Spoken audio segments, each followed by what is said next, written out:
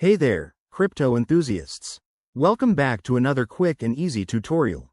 Today, we're diving into how to transfer USDT from Metamask to Phantom Wallet in 2025. If you're looking to move your USDT across wallets seamlessly, you're in the right place. This process is straightforward, but always double-check for the latest updates since blockchain tech evolves fast. First things first, make sure you have both Metamask and Phantom wallets set up on your device.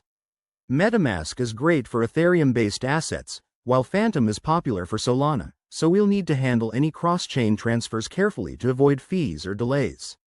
Step 1. Open your Metamask wallet and ensure you're on the correct network where your USDT is held, probably Ethereum or another EVM-compatible chain. If your USDT is on a different chain than Phantom supports, you'll need a bridge like Wormhole.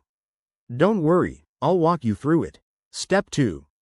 In Metamask, go to your Assets tab, select USDT, and note the amount you want to transfer. Now, switch to your Phantom Wallet app. Click on your wallet address at the top and copy it to your clipboard. This is crucial. Double-check that you're copying the right address to prevent any mix-ups. Step 3. Back in Metamask, hit the Send button for your USDT.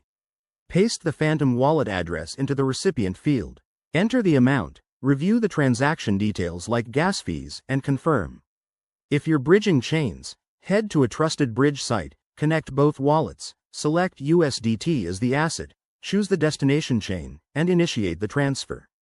Step 4. Wait for the transaction to process. This might take a few minutes depending on network congestion. Once it's done, open your Phantom wallet and refresh to see your USDT arrive. Awesome job! You've just bridged wallets like a pro. Remember, always use hardware wallets for security and be cautious of scams. If you run into issues, check official docs or community forums. Thanks for watching. If this helped, hit that like button and subscribe for more crypto tips. See you in the next one.